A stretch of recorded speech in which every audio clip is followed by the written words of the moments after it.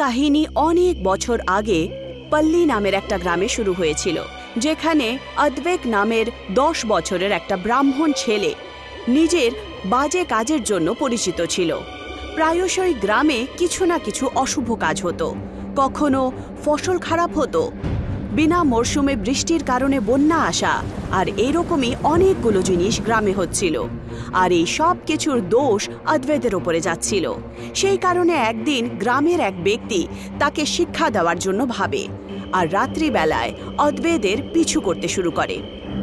অদ্বৈত আগে আগে পালাচ্ছিল, আর ওরা দুজন পেছনে পেছনে হাতে দা নিয়ে তার পিছু করছিল। অদ্বৈত ওদেরকে আওয়াজ দেয় আর তাদেরকে জিজ্ঞাসা করে, কেন আমার পিছনে কেন পড়ে রয়েছো? কারণ তোর জন্যই এই গ্রামে অভিশাপ এসেছে। একজন ব্রাহ্মণ হয়ে কালো জাদু করতে তোর লজ্জা করে না? অদ্বৈত ক্লান্ত হয়ে বট গাছের নিচে দাঁড়িয়ে পড়ে, আর দুজন ব্যক্তি তাকে ঘিরে দাঁড়ায়। আমি তো সেটাই করি যেটা আমার ইচ্ছে হয়। তাহলে আমিও সেটাই করব যেটা আমরা করতে পারি, এই গ্রামটাকে অভিশাপ থেকে মুক্ত করার জন্য। গ্রামটাকে রক্ষা করার জন্য একটা বলি তো আমরা দিতেই পারি। দুজন ব্যক্তি অদ্বৈতকে ঘিরে দাঁড়ায় আর নিজের দা দিয়ে তাকে চিরফাড় করে দেয়। অদ্বৈতের রক্ত বট গাছের লেগে গেছিল। দুজন ব্যক্তি একটা 10 বছরের বাচ্চাকে মারার পর শান্তি পাচ্ছিল। দুজন ব্যক্তি ওখান থেকে চলে যায়। একটা তেজ হাওয়ার ঝোঁকা বট গাছের কাছ দিয়ে বয়ে যায়। দুজন ব্যক্তি পেছনে ঘুরে দেখে আর দেখতে পায় যে অদ্বৈতের লাশ সেই বট গাছের নিচ থেকে উধাও হয়ে গেছে। আরে লাশটা কোথায় গেল? এখানেই তো কোথাও থাকতো, আরে কোথায় গেল? বট গাছ থেকে কালো ধোঁয়া আসতে শুরু করে, আর একটা ভয়ঙ্কর রাক্ষস গাছের বাইরে বেরিয়ে আসে, যার চেহারা দেখে আত্মা কেঁপে ওঠে। অদ্বৈত আর ব্রহ্ম রাক্ষসে বদলে গেছিল।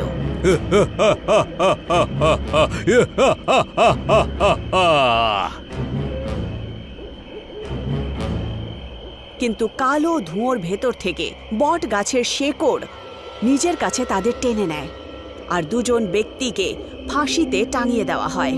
পনগের গ্রামের এই কাহিনী অনেক পুরনো, অনেক বছর পুরনো। আর যেভাবে যেভাবে সময় কাটতে থাকে সেইভাবেই গ্রাম এই কাহিনী ভুলে যেতে থাকে, কিন্তু সেই বট গাছ আজও সেখানেই আছে। 37 বছর পর সোনাম নামের একটা মেয়ে নিজের মা প্রীতির সাথে থাকত। বাবু সোনাম, এটা তোর তৃতীয় সম্বন্ধ, যার জন্যে ছেলেরা মানা করে দিল। তাহলে মা কি করব বলো, যদি আমি মাঙ্গলিক তো? হ্যাঁ, ঠিক বলেছিস, তোরই ভুল। আমার কি ভুল? ভুল তো তোমার, তুমি আমাকে জন্ম দিয়েছ। দুজন কথাবার্তা বলছিলই, তক্ষুনি তাদের প্রতিবেশী মমতাও তাদের বাড়িতে চলে আসে। কি হয়েছে? আবার সম্বন্ধ ভেঙে গেল নাকি? হ্যাঁ, ভাঙবেই তো। জানি না কি পাপ করেছিলাম যে ও আমাদের জীবনে এলো। একটা উপায় এনেছি তোমার জন্য। কিরকম উপায়? যদি মেয়ে মাঙ্গলিক হয় তাহলে তার বিয়ে বটগাছের সাথে করিয়ে দেওয়া উচিত। কুম্ভ বিবাহ বলে একে। তারপর যখন সম্বন্ধের জন্য যাবে তখন ওখানে বলে দিও যে ওর কুম্ভ বিবাহ হয়ে গেছে। হ্যাঁ, কি বলছো তুমি? সত্যি? মমতার কথা শুনে সোনমের দিকে তাকায় আর বলে, এ সোনাম বাবু, চল আবার কানের ঝুমকো পরে নে তো। কেন? বিয়ে করাবো তোর। কার সাথে? গাছের সাথে। চল তাড়াতাড়ি কর। সোনাম নিজের মায়ের কথা ইয়ার্কি ভাবে, কিন্তু একটা ভালো মেয়ে হওয়ার দরুন সে নিজের মায়ের কথা শুনে নেয়। আর নিজের মা কৃতি আর প্রতিবেশী মমতার সাথে গ্রামের বটগাছের নিচে চলে যায়। মা, আমরা এখানে কি করছি? বলেছিলাম তো তোর বিয়ে গাছের সঙ্গে করাবো, মাঙ্গলিক না তুই। কি? সোনমের পায়ের নিচে থেকে মাটি সরে যায়, কিন্তু নিজের মায়ের কথা শুনে সে সহমতি জানায়। মমতা সুতো গাছ দিয়ে বেঁধে দেয় আর সোনমকে সুতোটা ধরতে বলে। এই নে, এটা ধরে নে আর ফেরা লাগানো শুরু করে দে।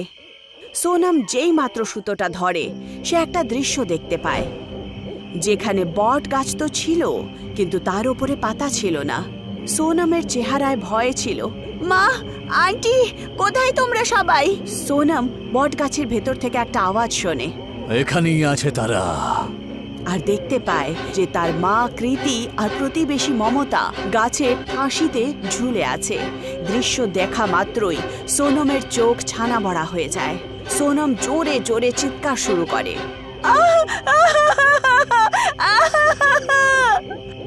মুক্তি।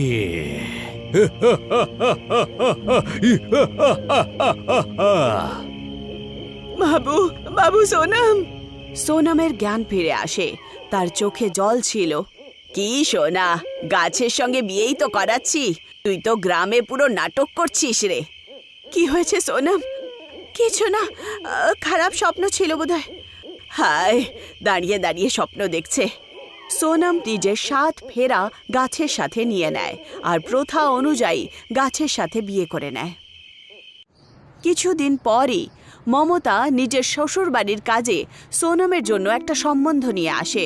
ছেলেটার নাম ছিল মোহন, যে সোনমকে প্রথম দৃশ্যতেই পছন্দ করে নেয়। এখন সোনমের কুম্ভ বিবাহ হয়ে গেছিল, তাই তার মঙ্গলিক হওয়া বিবাহের কারণ ছিলই না। দুজন পরিবার বিয়ের তারিখও ঠিক করে নেয়। রাত হওয়ার পর মমতা নিজের বাড়িতে ফেরে। যেইমাত্র সে বাড়িতে ঢোকে, সে একটু আশ্চর্য রকম বোধ করে।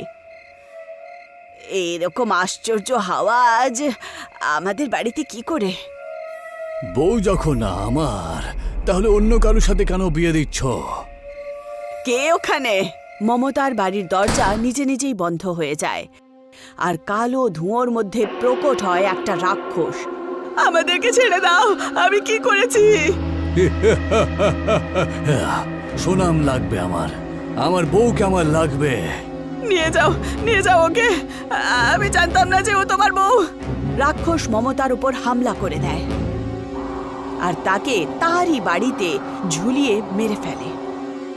দিন কাটতে থাকে আর সোনমের বিয়ের তারিখ চলে আসে, আর তার বিয়ে মোহনের সাথে হয়ে যায়। কৃতি নিজের বান্ধবী মমতার যাওয়ার আফসোস করছিল, কিন্তু জীবন চলতেই থাকে। একদিনও বিরতি করল না আর তার বিয়ে হয়ে যায়। বিয়ের পর সোনম নিজের শ্বশুর বাড়ি যায় আর কৃতি নিজের বাড়ি ফিরে আসে, যেখানে সে এখন একাই ছিল। আমার মেয়ের বিয়ে হয়ে গেছে মমতা, কিন্তু তুই এলি না। জানি না কেন তুই আত্মহত্যা করলি, কেন আমায় একা ছেড়ে দিলি? যখন সে নিজের সাথে কথা বলছিল, তক্ষুনি সেই সময় তার বাড়ির দরজায় কেউ ধাক্কা দেয়। এত রাতে আবার কে আসলো? কৃতি দরজা খুলে দেয়, কিন্তু সামনে কেউ ছিল না। ব্যাস একটা বাক্স ছিল, যেটা তার দরজার রাখা ছিল, যার মধ্যে রক্ত দিয়ে লেখা ছিল, আশীর্বাদ দেবেন, পা ছুলাম। কৃতি বাক্স খুলে দেয় আর তার মধ্যে থেকে একটা মঙ্গলসূত্র বাইরে বেরিয়ে আসে।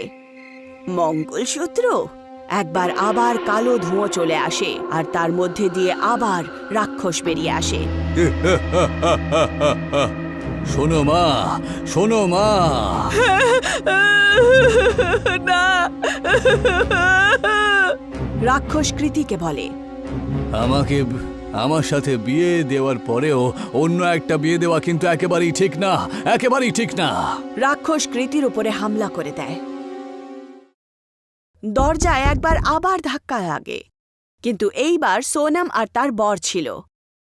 সোনম আর মোহন একসাথে খুশি খুশি দরজা খোলে, আর যেইমাত্র সোনম দরজা খোলে, সে নিজের মায়ের লাশ ঝুলে থাকতে দেখতে পায়। মা! সোনম নিজের মায়ের লাশ দেখে অজ্ঞান হয়ে যায়, আর মোহনের আত্মা কেঁপে ওঠে। মোহন এবার মন দিয়ে সোনমের মায়ের হাতের দিকে তাকায়। তখন সে দেখতে পায় যে ওনার হাতে একটা চিঠি আর মঙ্গলসূত্র ছিল। মোহন চিঠি সমেত মঙ্গলসূত্রটা বার করে নেয় আর চিঠি পড়তে শুরু করে। আমি আসছি, আমার জান শুধু তোমার জন্য, আমায় ক্ষমা করে দিও, আমি মঙ্গলসূত্রটা দিতে ভুলে গেছিলাম। মোহন চিন্তিত হয়ে পড়ে আর সে বুঝতে পারে যে কোনো একটা তুফান তাদের দিকে আসতে চলেছে।